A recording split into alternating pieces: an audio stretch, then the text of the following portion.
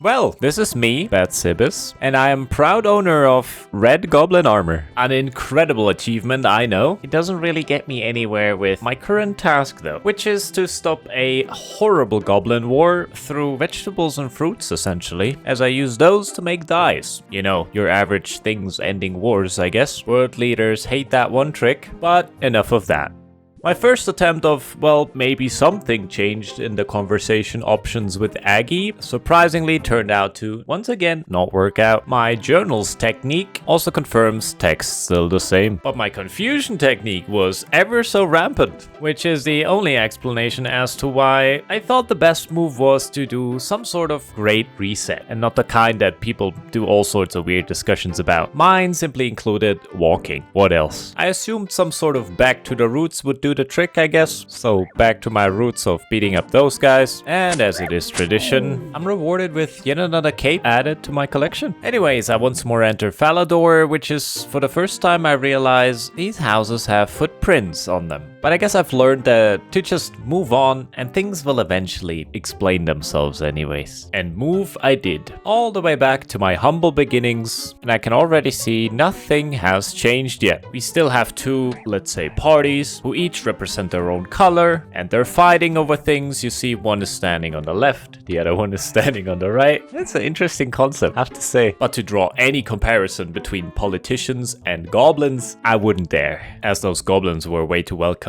of a outside opinion. Politicians could never. In more gameplay-oriented news, walking all the way back here was pretty pointless. The two guys are still arguing, conversation options still the same. At this point, I even question why I expect those to change all the time. So I resorted to exploration. Maybe there was some form of oversight as a kitchen, I guess. I mean, Aggie also had a pot in the middle of her room, so maybe that's the answer? But it's not. Guy's not even really talking to me. Oh well, we tried. Back out in the sunlight, I, thank God, quickly found a way to avoid it again by entering a very welcoming cave, I think. It looked very promising at first, but then I found the sled, and then inevitably found myself here in the maybe most confusing minigame yet, and that comes from someone who struggled with a mime minigame. Once again, very proud, I can report that I figured out the speed up and slow down mechanic relatively quickly, but there was one major, bigger, more important thing that I wasn't quite sure about, and that was simply why do I have to do this? Why are the controls of it so awkward? But I mean, old game, fair enough. But more importantly, maybe, why is, other than struggling to actually finish the course properly, is all I get for it this fancy cinematic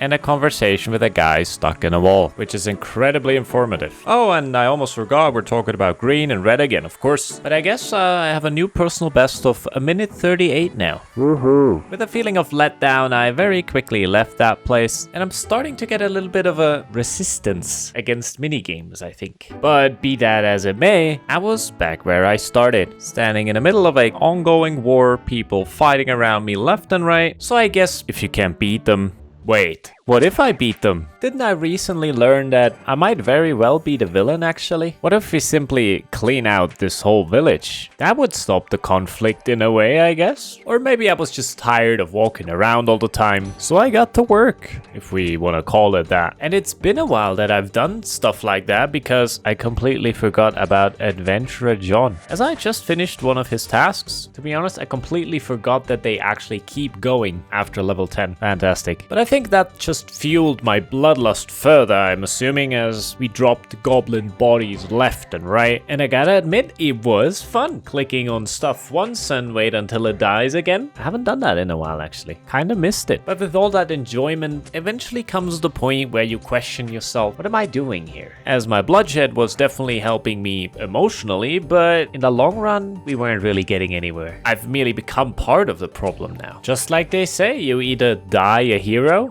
funny, or you live long enough to start beating up goblins, I guess. So despite all the enjoyment, I knew it was time. I had to get back out there, leave my own personal problems behind, and become something bigger than myself. But maybe first with a little bit more enjoyment. But all those mindless punching goblins freed up the same and allowed me to formulate two plans. One is, and that was the easier one to prove, so I just started doing it first. What if I simply did the order wrong? And you can now add yellow dye to the red armor and you get orange. Or the other one is, well, maybe the answer was correct, but I was supposed to actually mix the dyes before actually applying them. Crazy what you come up with when your mind isn't occupied because you're busy just, doing the most mindless thing, I guess, and punch someone else. I should do that more often, I guess. Inspiring. Anyways, we're back to the onion field and acquire ourselves some of the same. Are crossing once more the not why it's called lumber bridge. I mean, come on guys, there's no way. And eventually make it back to the berry bushes, where thanks to my 200 IQ safety berry, I only have to get 2 additional ones. Incredible. The things you can learn here, it's almost ridiculous. Anyways, I gathered everything I needed to pull off both of my plans at the same time, which leaves but one thing to tell you that hummingbirds are the only birds that can fly backwards. You thought you would get away without a bird fact. Oh no. Be that as it may, I make it back to Aggie, where things are now getting exciting. Well, as exciting as making dyes out of vegetables could possibly be, which is quite a lot actually, as I now for the first time figured out there's an animation when you do this. Quite fancy, not gonna lie. But now, the exciting part. Plan number 1. We use the yellow dye on the red armor, and yeah, I think you could have seen that coming, I'm assuming. If this would have been the correct way of doing it, it's definitely not red and then yellow, but anyways. I still had to try it and, barely lost any time while doing so. So all hope rests on plan number 2. This time we mixed the dyes beforehand, and in hindsight, of course it works that way. Like, why wouldn't it? But oh well, only one step left, and surprisingly, orange goblin armor. We've done it. Only once again took me way too many steps, but hey, here we are. Definitely deserve myself some victory cheese. And with that, there's nothing left but bring the good news back to the goblins. And as I have a little bit of time again, shout out to whomever tried to spoiler-free lead me to how this is actually done by drawing a beautiful metaphoric comparison how I would mix color of paint first before using it on the canvas, rather than mixing it on the canvas itself. Very much appreciated, and definitely a breath of fresh air compared to all the "oh my god, just mix the dyes" comments I've also got, which explains very much perfectly why I'm streaming everything but RuneScape. People would just get frustrated with my non-progression way too quickly and pretty much ruin everything, so yeah. But I didn't feel too bad, as apparently some of you also did what I was doing. Don't know if that speaks for me or just simply against everyone, but anyways. 1 cave later, I make it back to the base. But not before once again meeting a person that desperately wanted to get rid of his money, which I still respectfully decline. As long as I don't even know what 10,000 gold is by not even making it myself that far, why would I take that? Kinda beats the purpose of playing a game, doesn't it? Okay, but that's enough bashing people that actually just wanted to help, I guess. Let's rather bring the news to the goblin leaders. Somehow they're actually still going with the argument, which I'm happy to interrupt with some good news. That leads to a modeling show by this guy, test running the armor I just created. How nice. And look at him. Incredible work on my end, I would say. And all of my enthusiasm of finally having figured out how any of this works is quickly shattered by the game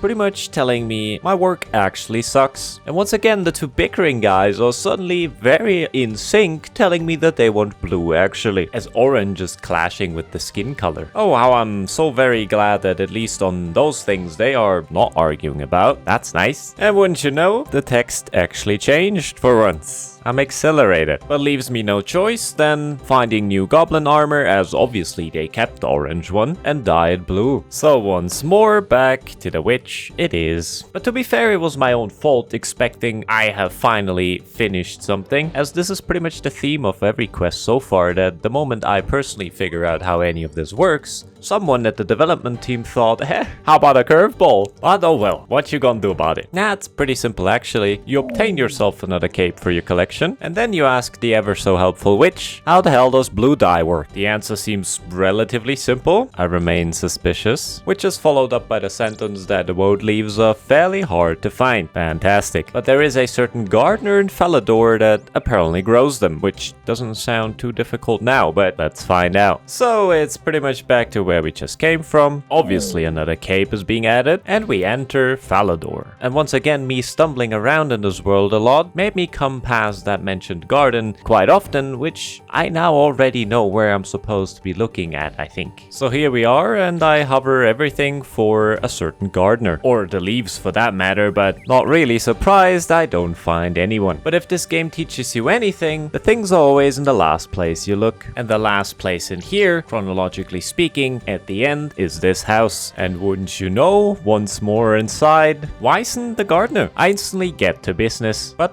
well, so is he. And I'm now offered with this list of what I think these leaves are worth. As I obviously have no clue, but I didn't try to be too greedy, I went with 10 coins. Apparently that is far too little, as they are hard to get and someone seems to be stealing them off him. That suggests 20 coins being the only reasonable answer, and according to the gardener, that's more than fair. And wouldn't you know, because of my generous person, I'm rewarded with 2 of them. How convenient. How things are playing out sometimes. Magical. Anyways, happy that it wasn't that hard to find the leaves after all. I leave this place being pretty happy with myself, but yet wondering if the gardener's statement of more than fair means that I really spent more than I should have. Anyways, I mean, I'm a rich person, right? But just in case I'm not really, let's make up for it by gathering yet another cape. I have to get my money back somehow, right? So, once more back to Aggie, handing over the leaves and some money, and I'm now the proud owner of blue dye and consequently blue goblin armor. And back to a oh so familiar path it is. I keep making up for my monetary losses, pass a beautiful garden, and enter the goblin main building for the last time hopefully. Anyways, time for modeling show once more. And look at my guy. I mean, blue, I would take it. Mostly because I really want to be done with this, but oh well. And wouldn't you know, once again, all my enthusiasm shattered in an instant, as apparently goblins were dark earthly colors like brown, which is literally the armor they already had before. But sure, whatever makes this stop, to be honest. And the journal confirms my next task really is to bring the original brown goblin armor.